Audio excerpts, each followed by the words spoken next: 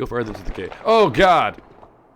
Hey, what's going on, guys? StuckinGaming here, and today we're playing ourselves Disturbed.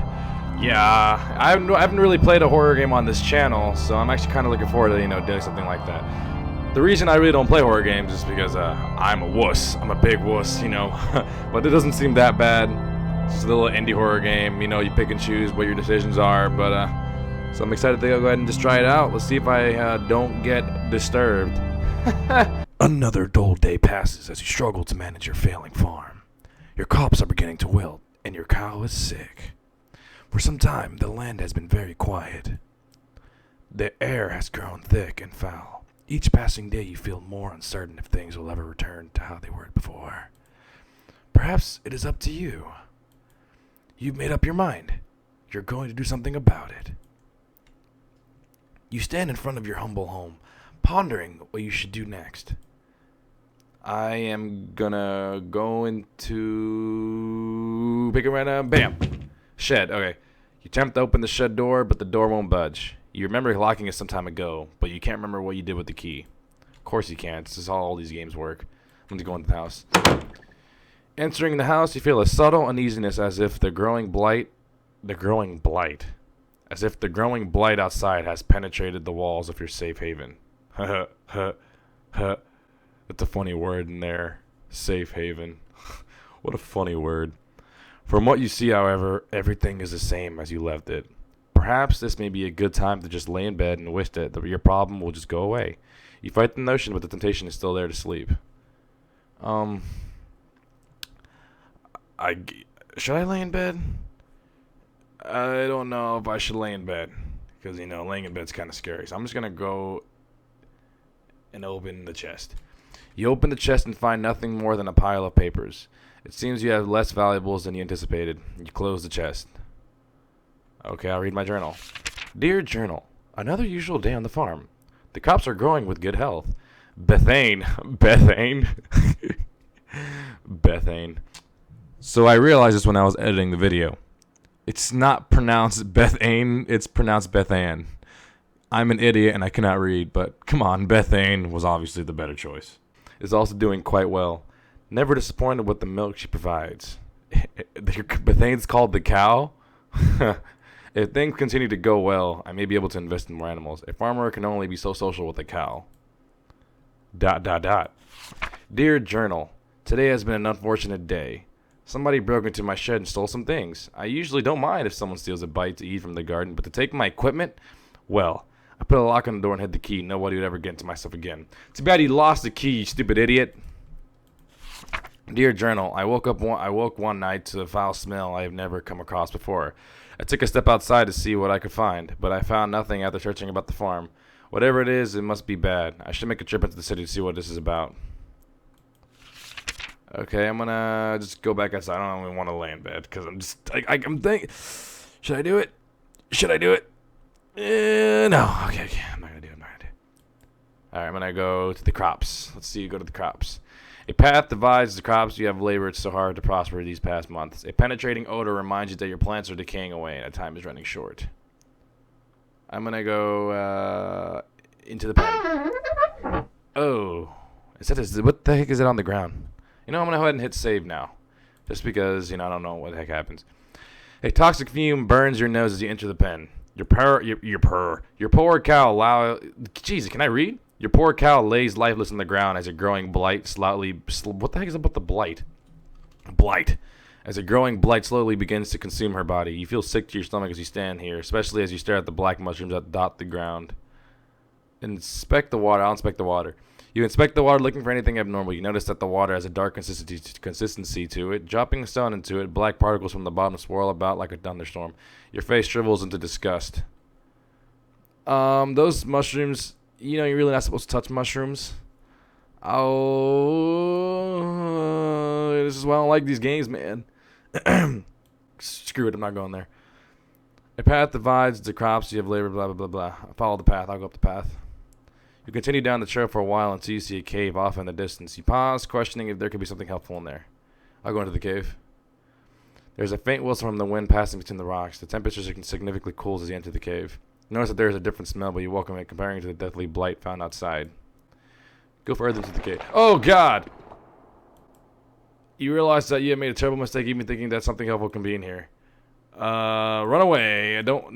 Why do I have to pick both? Can I fight the bear? You scan the ground, notice that there's a numerous rocks you can grab to throw at the bear. You begin to do so as the bear approaches you. One after another, you throw the rocks as hard as you can. And the bear charges at you. It's bent over to grab another rock, tackling to the ground. The bear bites you into the neck, bites into your neck. Your body quickly goes limp and you die. Your adventure ends here. Dang it. Why do I even go into the cave? I want to go ahead and load that back up. And I want to go into the cave and see what happens if I go into the cave and run away. Okay, there's a bear. Run away. The moment you turn to run, the bear roars with a deep growl, shaking the loose stones about the cave. All you can think about is making it back home in one piece. Well, you make it to the trail, then the bear catches up with you, tackling you to the ground. You scream in pain as the bear rips you apart. Your adventure ends here. So do not go into the cave. Okay. Screw that freaking cave. Continue down the path. You come to a stop as you stumble upon a broken wagon. Inspect the wagon. You look about the mess and find bits of food and clothes scattered about the scene. You notice a key on the ground during your search. You pick up the key and continue on your way. After what felt like an hour or two, you reach a bridge. Nearby the path is a small shack, similar to the house you have on the farm. The man that lives here is a kind fellow from what you recall. Maybe he is home. Inspect the shack. You walk toward the structure and knock on the door. You scratch the back of your head, figuring that the person that lives here is currently occupied, if not elsewhere. You remember picking up the key from the wagon and use it on the door. The door unlocks. You decide to help yourself in. Observing the empty room, you realize something terrible must have taken place here. The room is a wreck, just like the wagon. You are overcome with fear just as you think of the man that used to dwell here. Open the trapdoor. Inspect the book on the table. You pick up the book and start to flip through the pages. You discover that this is a journal. Reading a passage or two can't hurt. Today's trading went smoothly, thank goodness. What I am thrilled most about whoever... Jeez, man, my reading is horrible. Jeez, this is what being stuck in gaming does to ya. What I am thrilled most about, however, is what one of my buddies mentioned to me at the conclusion of our day. Apparently, there is a pond nearby that has some of the biggest fish in the region. With a good catch, I can make enough to move things forward. I was caught off guard when he mentioned that nobody has been able to catch any from there. I guess your typical fishing rod won't do the trick, but what can be done about it then? Something to be intrigued about, I suppose. These past couple weeks have been really rough for me. My trading business has gone under and I have lost nearly everything I own. This has pushed me to the extremes, but that can't be helped now. I am leaving this place forever, never to return. This land is dying, and there is nothing but darkness here. Anyone reading this should leave while they can. Okay. I don't want to open that trapdoor. I'm going to leave the shack. I'm just going to keep going down the path. You cross the bridge safely and continue down the trail. After all that has happened, you feel that you should take a moment to rest. You find a spot under a tree and sit down. Getting comfortable, you tilt your head back against the tree and gaze into the sky. Pick up the grass. As you pick up the grass, blazons you reach, the ground begins to shake. Before you can get up, roots from below sprout from the ground and wrap around your legs. What? All you do is pick up some grass and the tree attacks you? Your jaw drops in horror. No sound or scream escapes your tongue as your tightening grip of the roots squeeze what air is left out from your body. Your adventure ends here. Wow. Wow. Wow. Alright, I'm back here. I'm going to see what happens if I open the trapdoor. Of course, with the key you unlock the hatch and get it open. Without thinking, you travel downward. Walking down the steps leading below, the air attacks your body with the piercing cold. You notice to me that there's a woman chained to the wall. He didn't seem to notice you as you study her. You feel darkness around you as you stay in this awful place. No, I'm leaving. Not even dealing with that bullcrap. Later, lady. Have fun in those freaking chains. I am not going to go down there. Take a nap. Your eyes close and your body relaxes. You fall asleep within seconds. Your mind wanders. You see a blurry image. Details emerge as you gaze. You wonder who this might be. A bad feeling then overcomes you and you realize who this is. You try to wake yourself up. You wake up and jump to your feet looking about yourself and your surroundings. As all seems well, you can't help but feel fearful that something bad will happen to you if you stay here. Moving forward seems like the only logical option now. You reach a point where the trail splits into two paths. Which way should you go? I'm going to save. Yeah. Don't know which way to go. You reach a point where the trail splits into two paths. Which way should you go? Oh. Well, like Beyonce said. To the left, to the left. After continue down the path for some time, you may come to a stop. You notice you come to a stop. You notice that there is some sort of trail that leads through the grass up toward a nearby hill. If you had not stopped, you probably would have never noticed. Which way do you go?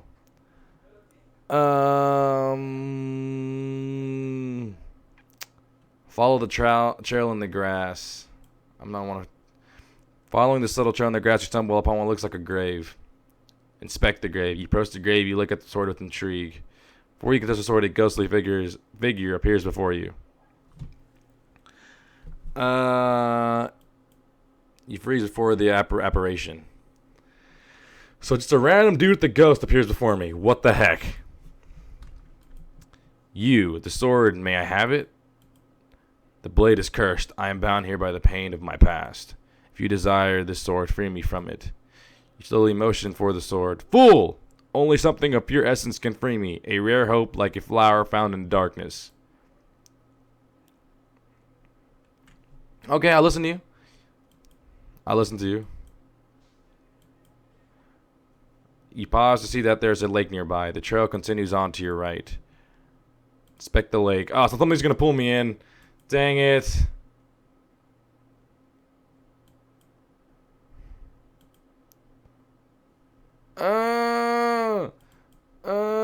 I'm going to leave. I'm going to do a save. I'm going to do a quick save and see what happens. Dive in.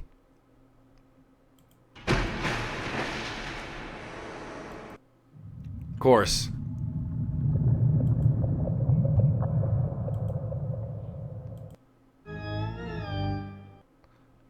What the heck? I die a very painful death. See? I knew I was gonna die. How do you even get that dang thing? If I had the sword. Maybe if I had the sword. Okay, I'm back here. Continue along the trail. I'm continuing along the trail. If the faint trail comes to an end, there is a collection of stone pillars. I'm going to save real quick. The faint trail comes to an end, there is a collection of stone pillars down the hill. Beyond the hill is a larger field of grass. Inspect the stone pillars. You stand before the large stones arranged in the shape of a circle. In the center is a stone with what appears to be some sort of slot or hole. No doubt about it, something is meant to be placed here. Seeing that you cannot do anything, you head back. Maybe the ball, the little orb thing in the water. If I had a sword, I can fight the dang thing. The faint trail comes to an end. There's a collection of stone pillars down the hill. Beyond the hill is a large field of grass.